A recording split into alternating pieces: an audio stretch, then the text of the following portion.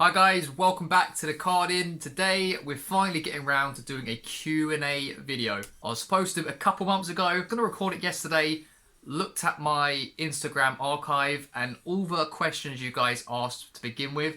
I can't see the questions anymore. I put out another Q&A on my Instagram yesterday. You guys asked me some questions.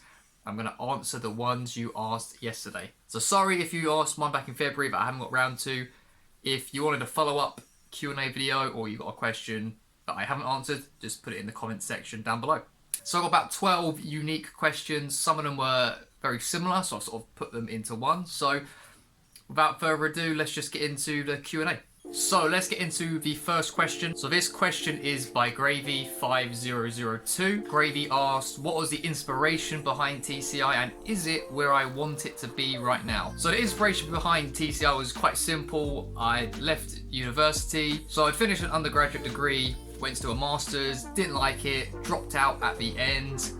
I think I'd started doing some internships, some social media internships, office 9-to-5 jobs, which I'd never done office 9-to-5 before. Wasn't for me. Previously in my life, I'd always been really into football. I used to be a football coach for years. I took it really seriously, really had some ambitions to be a football coach and obviously to progress as high as I could in that industry. Must have just got burnt out or something. I completely lost my passion, my interest for it. So at 22, 23, I sort of just needed to do something completely new, start over, do something different. Came across an entrepreneur called Gary Vaynerchuk who spoke about doing things you're passionate, trying to make a career out of things you're passionate about, trying new things. So that was actually the first year I was into magic as well, 2018. So having stopped performing a bit of magic, I decided to start buying some playing cards, sell them on eBay, and quickly realised on eBay it's very difficult. There's lots and lots of fees involved with eBay. Of course, it's not as easy to expand. So 2019 came along and I said, you know what, I'm going to start a playing card store and just see how it goes. Do it for 1 year, doesn't matter how bad or good it is, try it for 1 year and see how it goes. And well, and that's it. 12th of February 2019, launched the Card In. Best decision I've ever made, or one of the best. Probably going to uni the first time was probably one of the best ones, but this is right up there as well. So basically, in short, I just wanted to sort of create a career based on something I'm really passionate about and that I enjoy, because when you actually think about it, your career or your work is probably going to take up the extreme majority of your time, of your week, of your life. So it was really important for me to try that. At the same time, you know, it still takes a lot of work to have got TCI to where it is now and where I hope for it to be in the future. So that sort of comes on to the second part of the question from Gravy, who says, is it what you wanted or expected to be? Now in the first year, absolutely not. I could hardly sell any decks and I found it really difficult. But introduced the Card In unboxing experience, which you can see one of our gold packages is right behind me. Introduced our classic red and white packaging, and then the gold club between February and April 2020. It's actually on our 1 year anniversary I introduced the unboxing experience, and whilst orders that month and in the coming months was still not that much, it was a dramatic step up from the previous year, which was honestly, it was like a ghost town. It really was. Pretty much every month in 2019, I would get a maximum of about 15 orders a month. So I think across the year, I had an average of an order every 3 days, and that's very low. And obviously, you know, that's not having a dig at, you know, any playing card store that is currently at that level. It's just a lot of the time that's just the way it is when you first start out. And to be honest, my store was probably even quieter than a lot of the new stores I see. They're probably selling a lot more than I was in my first year. So, I mean, thankfully in 2021, things have sort of skyrocketed again, which I'm very grateful for. And yeah, you know, TCI right now, we are entering our 3rd year, having completed our 2nd year of business in February. And right now, I'm really happy with how it is, because since 2021 started, it's really taken a big jump. And you know, for the first, I think by the end of the year, it'll be the first year that TCI will be able to contribute as a wage for me, which at the end of the day, like, you know, I'm trying to have a career in the playing card industry. I'm trying to have a career in something I really enjoy. So That's really important for me, and it's important for the business, because if the business can make more profit, then the business can create more quality, offer a better service, offer new things, obviously such as the card in secret stock. We're already planning our second mystery product, perhaps in the autumn, which is going to be even better, I can guarantee you that. And we're also working on something new for June the 1st, maybe. It's all going well at the moment. It's defied my expectations this year, but of course all these things, they take time. They take time, take patience, take work, lots of failure along the way, and learning from it as well. This next question is from rob.poi. So Rob asks, this actually leans into the first question as well. Rob asked, were there any expected obstacles or difficulties that I had to learn to work around when I first started? Absolutely yes. So the hardest thing was to sell playing cards, because on my first day I opened the card in, I was very naive in thinking that, you know, I opened a store with 12 playing cards. I had half of them with David Blaine decks. I had a few knocks, and honestly, I remember having a pink summer knock that was about £18, and I honestly thought that was what rare playing cards were.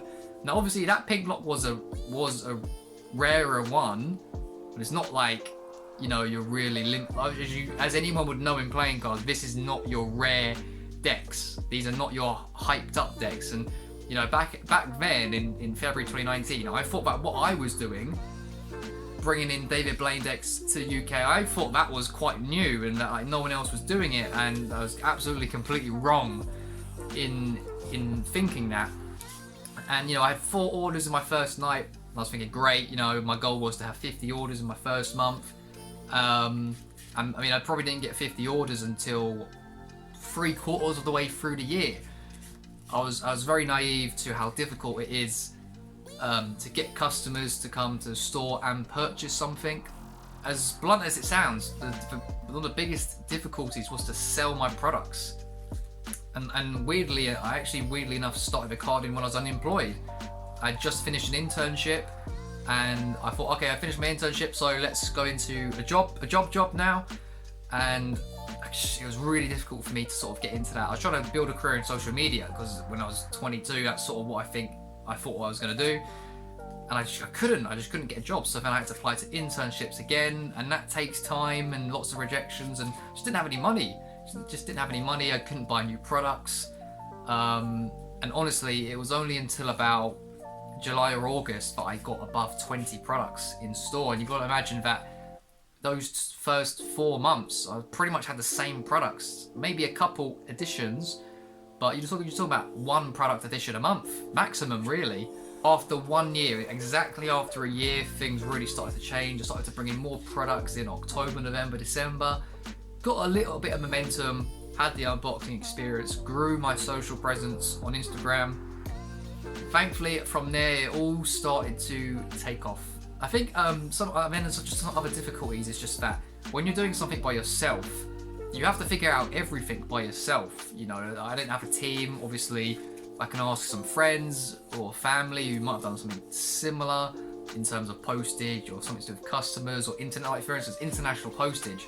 It's a lot more complicated now because of Brexit, but back, you know, a couple of years ago, it wasn't as complicated. But you know, you've got to figure out all these things by yourself. One of the silliest things I used to do was, for my first year, I sent everything in a bubble mailer. Maybe a bit of bubble wrap around the decks as well, but I used to send packages abroad. And I got a friend called Barry who will tell you about this, sending stuff to America in a bubble mailer, obviously with bubble wrap, but still in a bubble mailer, if it's not a cardboard box, decks are going to get damaged. And because I was a magician back then, I wasn't a collector, I didn't really collect cards much. I wasn't dings and dents on a playing card case. For me, I would never care about that, because at the time I just used cards to do magic, and the box was just, you know, it wasn't important. But as time's gone on, I've learned you've got magicians, you've got collectors, you've got cardists, and they all care about different things. So getting my packaging right, ensuring everything is really, really secure, not just a bit secure, really secure.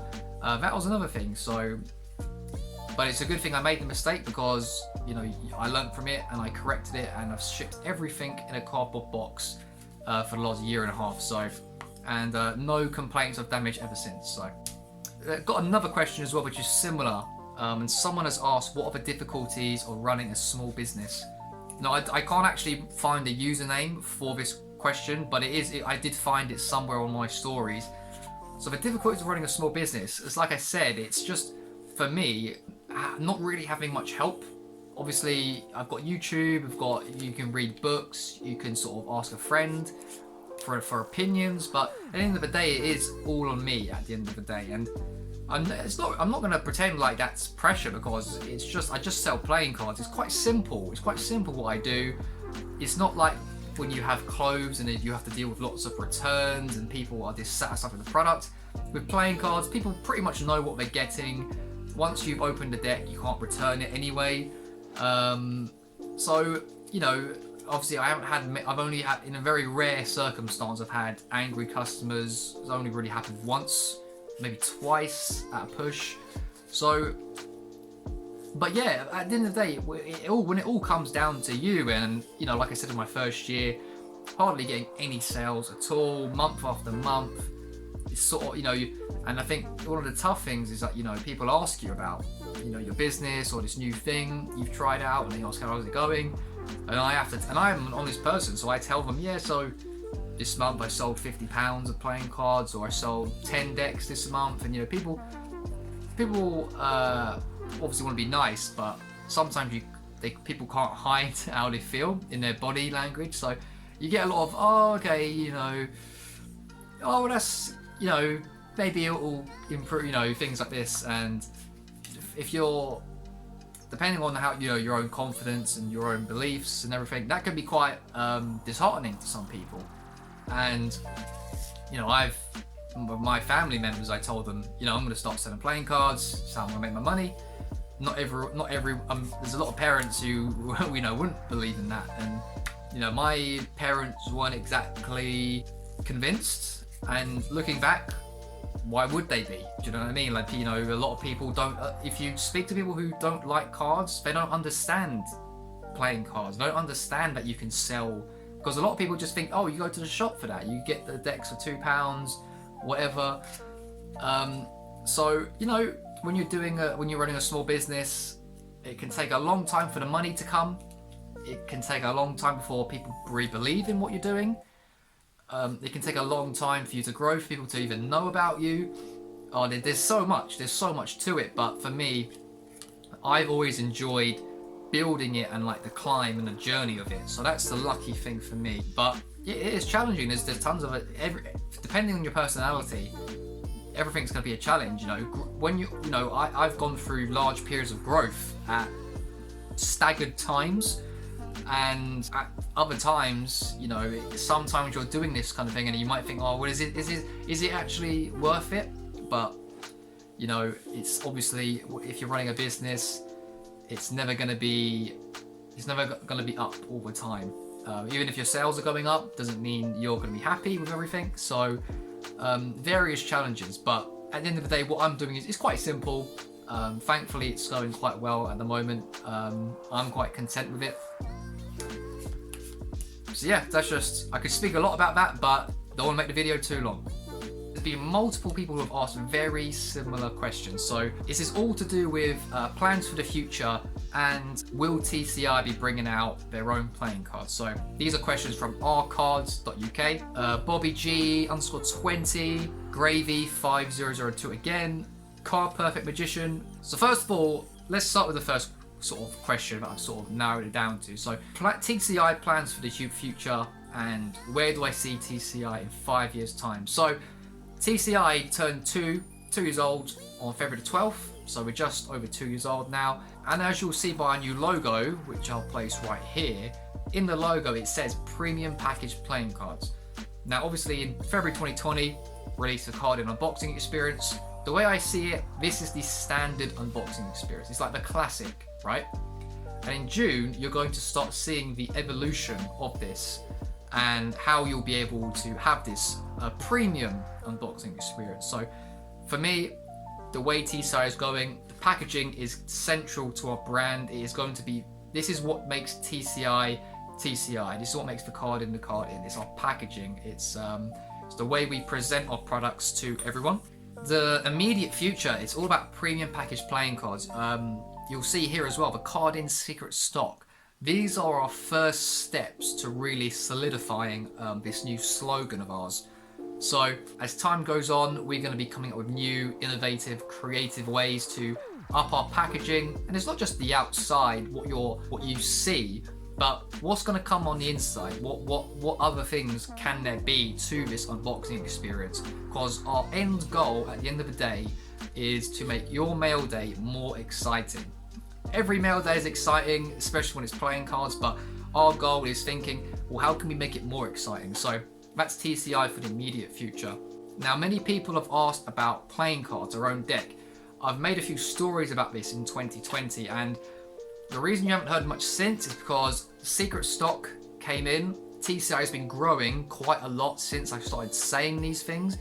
And thirdly, there's this project that I want to release on June the 1st. So 3 key things have sort of pushed this playing card thing back. But the way this is going to go, so I have a plan in 2021 to release my first deck of playing cards. But this is not a TCI, this is not a deck from the card in. My plan is to create a second brand of playing cards, and I'm going to be releasing some decks under this brand. And I want to be doing something every year, if not multiple decks, for the next 3 years under this second brand. And as time goes on and I start working on this again in June, July, more will be revealed. But TCI, that means I have 2 brands, and I do plan to bring out playing cards under the TCI brand. But the 2 brands, they're 2 contrasting styles of playing cards, which lends itself an advantage because I feel I'm a very creative person, and that's why I like to change our packaging to come up with projects like the secret stock, the new project in June, and future projects. And I have this creative energy and ideas, not to say they're good, but the ideas and the energy is there. So these 2 places, they're going to be my way to do this. But first of all, playing cards, new playing cards I'm going to create under this brand, and then I aim to make some playing cards under the TCI brand at some point as well. And specifically, Bobby's question is, where do I see TCI in 5 years? Well, 5 years time, we will be 7 years old. Do I see TCI getting to that stage? Yes. For me, with the way things are going this year, I'm very confident I can make TCI into my full-time career. Right now, I could maybe say it's like a part-time thing. I currently still have a part-time job that I work just a few hours at every week. Now the furlough and COVID restrictions are lessening, but for now it's a part-time thing. My goal, first of all, I want to make it a full-time job, because like I said, if there's more money coming into the card in, we can invest that into projects. And obviously, let's say TCI was not making any money, if that's profitable, well, I wouldn't be able to spend as much time on TCI because I'd have to go and work somewhere else to get money that I could invest into TCI. But thankfully, TCI's getting to a point where the money comes in, I can invest it, and it's enough for me to sort of keep some and be able to sort of sustain my lifestyle. Like I said, I do live at home with my parents with small expenses, which is a privilege. I'm aware of it. I'm thankful for it. But thankfully, it's getting to that stage where I can sort of look to sustain myself whilst also still putting investments into TCI as well. So goal is, let's make that a full-time job. And then it's like, well, if there's more room for investment, what can I invest in? Every single year, I want to be releasing a couple mystery products. So first one was this year in March. Maybe it'll be April. August, September. I want to be doing a few mystery products a year with some sort of theme to them, with some sort of story. I could talk more in depth. There's a project in June. I don't want to give it away yet, but it's going to be a really cool feature to the card in, and it's going to be something that improves and gets better every single year. In 5 years time,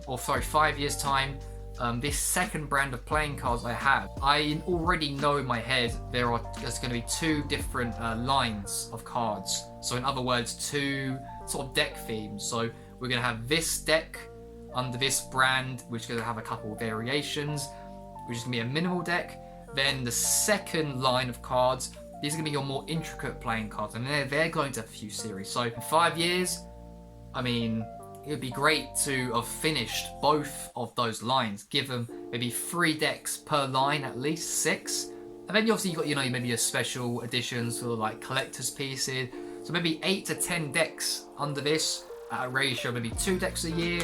But for TCI specifically, after 5 years, the 5-year mark for TCI, for me, that would be great to release a deck with the card in. The card in's 5-year anniversary. For 5 is a big milestone, but then again, so is 3 years. But I think after 3 years, I'm looking more to go in on the second brand. But a 5-year anniversary, put out some decks to do with TCI, some really luxurious, really good stuff, really nice playing cards, detailed. Yeah, that's where I think maybe TCI could go up to maybe 5 years in. And it's just, obviously, it's very hard to go past that sort of 5-year mark. But like I said, you can sort of see where I'm thinking, whereas my sort of TCI plus the other brand in this sort of 5-year cycle, it's going into both. Whereas obviously right now, I'm fully TCI. And hopefully, during this time, there might even be team members at the card in, because I would imagine that if things continue to grow at this rate, after 5 years, I can't be doing all this sort of stuff by myself. Or maybe I can, but I wouldn't be able to do everything I wanted to do. It'd be a lot slower. So I think that answers the question. I like to give detailed responses, as you can see. So his next question comes from Hidden Element, and Hidden Element asks, would you create your own card brand? And is there any potential collaborations you'd like to do? Now, obviously, I've answered that first bit already, but the collaborations bit, I don't think anyone has ever asked me that question before, so good job with that question. It's difficult because, I really like what I do at the card in, and sometimes I like the autonomy. I like being able to do things exactly the way I like them. That doesn't mean I don't ask friends for advice, or customers have given me great feedback in the past that I've almost used, or it's inspired me to do something a little bit different. I've had friends who've inspired me with ideas for the secret stock, but I think it would be difficult for me, especially a deck of playing cards. I think it'd be very difficult for me to share ownership of a deck of playing cards. That's just an assumption I have. But who, if I would collaborate, who would I collaborate with? Well, I'm an admirer of Art of Play because the quality of their tuck cases, especially, are really, really good. Obviously, Fear 11 have brilliant tuck cases, but Art of Play. But there's something about the Art of Play tucks. One of my favourite ones is the Lady Moon playing cards, and if you see, it's when you're looking at the embossing and even like little details such as on the side of a tuck case. Like there's not many people that value the side of the tuck case too much, and this is my inner collector coming out, because obviously a lot of people probably don't even care about the tuck cases, but it's little things like that. And Art of Play, they themselves have these really creative ideas, or they're working with really creative people, or obviously a bit of both. And I think for me, maybe that is why some sort of collaboration with Art of Play would be cool. Someone else I really like in the community is Daniel Madison. If you didn't know, I actually did a video with Daniel Madison. It's the 3rd video on the TCI YouTube channel, which was a crazy surprise collaboration. Well, literally 2 days, 1 day, 2 days after I launched this YouTube channel. But Daniel Madison has also said something very similar. It's like, he doesn't want to collaborate with anyone for the sake of it. It has to be right. Someone said, why did you do a collaboration with Chris Ramsey or this person? Well, it has to be, the timing has to be right, or the project has to be right. And someone said, oh, I collaborate with Daniel Madison. It's kind of like, that would be cool, but it can be quite easy to be like, okay, so here's your logo, here's my logo, put them together, something like that. But like, that doesn't mean you should do it. It's kind of like, for me, a lot of everything I do it for a reason. And yeah, it's a difficult one, but it's hard to answer. But that gives you a little bit of an insight into sort of like my thoughts on like collaborations.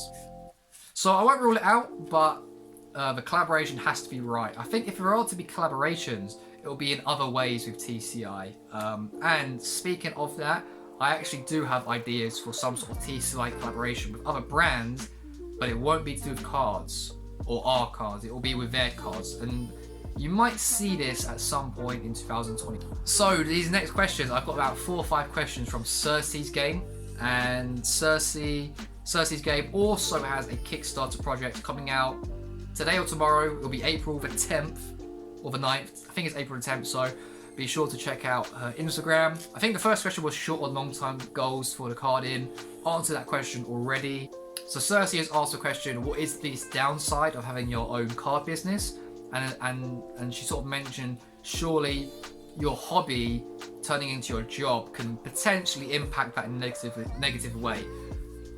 So the negative thing is going to the post office. Honestly, because I gift wrap every single order, it really does take time. And even if I've got like 10 orders, per package, it does take a while walking to the post office and then carrying everything to the post office. But at the end of the day, that's just part of the job. And it doesn't matter what job you're doing, even if it's your dream job, there's probably going to be something about that job that you don't like to do.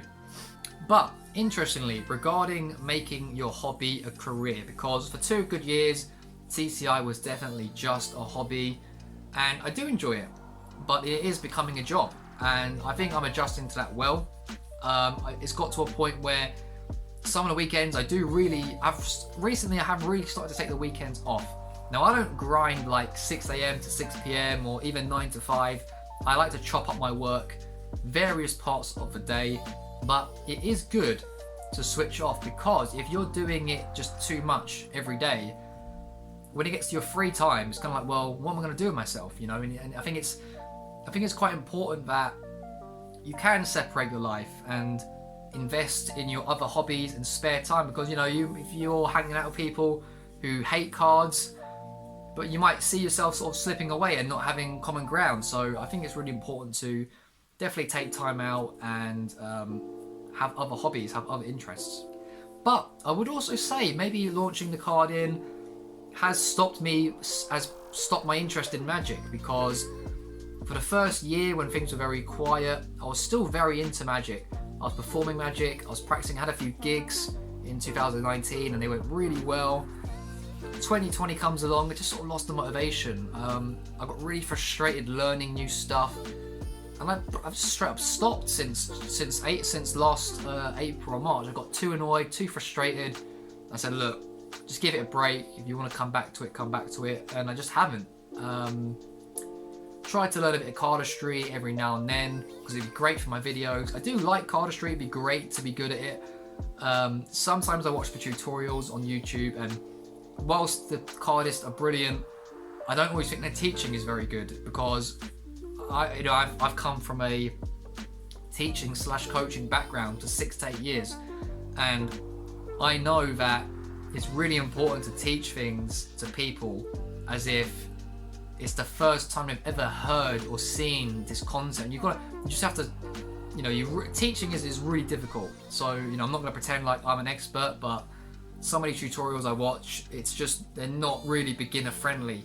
Or you have to go back quite a long few videos, or you really got to search somewhere else to learn this move, to do this move on a current video, and it can be quite annoying sometimes. But so yeah, not too many downsides for me so far. So Cersei again asked, what is my biggest challenge running TCI? I'd certainly say for the first 2 years, making profit. So there's 2 kinds of profit. Number 1, the profit you make from your products, aka gross profit. I can sell this deck. Let's say this deck costs me £7. I can sell it for 10. I get £3 profit. Let's forget about postage for now. So let's say I make £3 profit per product. Now, if I sell 100 products for £3 profit, that's £300 profit for the year. That's good, but in that time I've made that £300 profit from selling playing cards. I would have had to have paid for some boxes, which I've got down there, bubble wrap, wrapping paper for, my gift wrap. Maybe I had to pay an artist to do a TCI logo. Maybe maybe packages were lost and you've got to pay for them, you know, all these kinds of things. So whilst you're getting this profit for your products, there's other expenses you have, and you've got this £300 profit from your products, but then what is your profit after, I don't know, you have to pay tax, or you've got to pay a designer, or you've got to pay packaging. That's your net profit. What is your profit after every expense for the year? And for my first 2 years, that was the biggest challenge. I'm making money from the decks, but I'm paying for all this other stuff. And what about the playing cards you haven't sold yet? Have you ever seen the shelves in my room? You know, there's lots and lots of playing cards there. So whilst I'm making profit from the decks I'm selling, I've still got stacks of shelves full of playing cards, and they cost money. And that sort of money sitting on your shelf. So for a good 2 years, every time I make an investment into more cards, my net profit is going into minus, or it's just sort of at the break-even level. That was a big challenge. We're in year 3 now. I'm at a stage where every month I'm keeping some net profit, and I've still got lots of stock. Things have caught up really well. The sales have gone up, so I'm very grateful for that. But that's a challenge, you know. It's my first challenge, biggest challenge in year 1 was selling. Challenge in year 2, keeping that balance between what I'm selling and what I'm investing in. And I don't know, maybe the biggest challenge right now, maybe it's like a productivity thing. Maybe I could be a bit more productive, working from home, not exactly an office, kind of is an office, being a bit more disciplined. I'd say, you know, there's when I started recording, I knew that on the social media it was really important to post every day as much as I can, but now that time has gone on and TCI is definitely established within the UK in the card community, the social media could be improved so much. I'm well aware my Instagram could have a facelift. Even the YouTube videos, they could have a facelift. But at the same time, how many playing card stores in the UK create YouTube content, especially like the content we produce? Not saying it's amazing, but it's a bit different. The next challenge, you know, the logo, it says premium packaged playing cards. How can I make TCI a premium brand? This is why I changed the logo. We want to start elevating ourselves, progressing from standard, from basic to premium to luxury, high quality stuff. So one of the biggest challenges now, how are we going to do that? Changed our website recently. It's about making improvements. How can we make that next step from good to great? Also, shipping. Shipping is a challenge too, because, you know, like I'm saying, I walk into the post office. We're a very small business. You know, we're not getting tons of orders, but gift wrapping, it takes time. It does take time, and you know, going to the post office takes time. And you know, we don't go to the post office every day. We pretty much go to the post office on Mondays, Wednesdays, and Fridays. I can't go to the post office on a Saturday because I work, and I don't work from home. I work out in the open on the football field. So a big challenge, I would love to be able to post every single day. And I can, but it's a strain on resources, time, you know, especially with gift wrapping and the way I have to do my mail online. It's just better to sort of wait a couple of days at a time to collate all the mail and post it all at once. So I'd say postage can be a challenge as well. And again, Cersei, last question from Cersei is, what was my greatest achievement since running TCI? So one of the best achievements was year 1. Daniel Madison reached out to us 1 day or 2 days after launching our YouTube channel. Madison suggested we do a collaboration. He did a great video on the channel. Again, it's right here if you want to watch it. Only our 3rd ever video, and Daniel Madison spoke about one of his tattoos and what's the meaning behind it, which meant by any means necessary. It was a great video for magicians. If you're a magician, definitely have a watch of that. That was personally a great achievement, because for me, my first YouTube video, watch it, is so cringy. I'm not great on camera now, but compared to what I was back then, oh my god, what a change, what a change. Even the Daniel Madison, the intro I did for the Madison video was so cringy, it's so bad. But I would never delete it, because it just goes to show, when you're beginning, you don't have to be perfect. You just have to press play, you just have to record. You have to launch that website, you need to do this, you need to do that. It was a great achievement because for me, it was the validation, proof that you just need to turn up. You got to turn up every day. You need to put something out there, even if it's perfect, if it's not perfect, whatever. You just have to start, you have to get going, and you've got to just keep going, and you can get breaks. So that was a big achievement for me. Other than that, the secret of stock was, in terms of the volume of sales and the speed of sales, wow, that was something I've never experienced in my life. You know, obviously, I think the TCI second year anniversary, that became like a record day for me in terms of sales.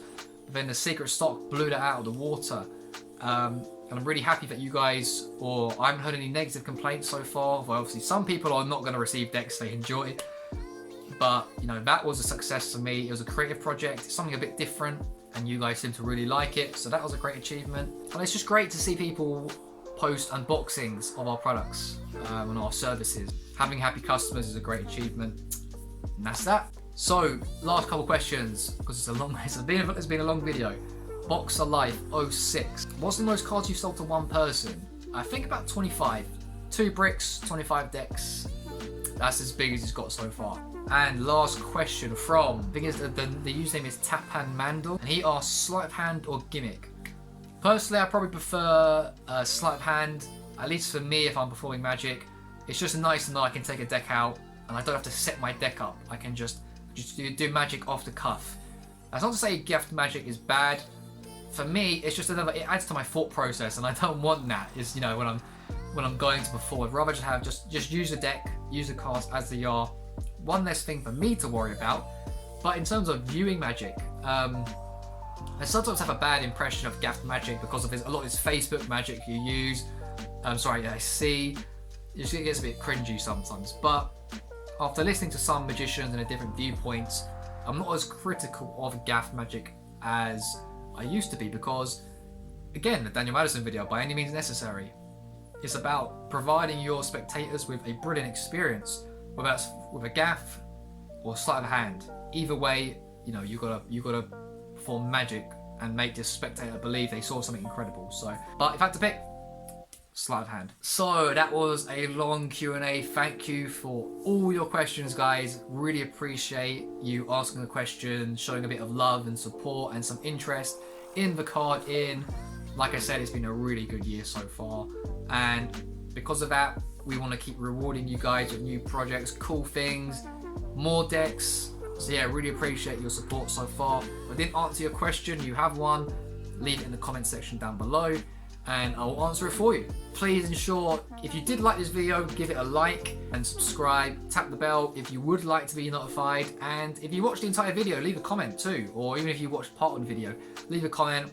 Let me know your thoughts, if you had any follow-up questions, or yeah, just let me know how much of it you watched, because it'd be good to see. So that's all I have to say, guys. I've taken up enough of your time. Thanks so much for watching. Until next time, I'll catch you later on.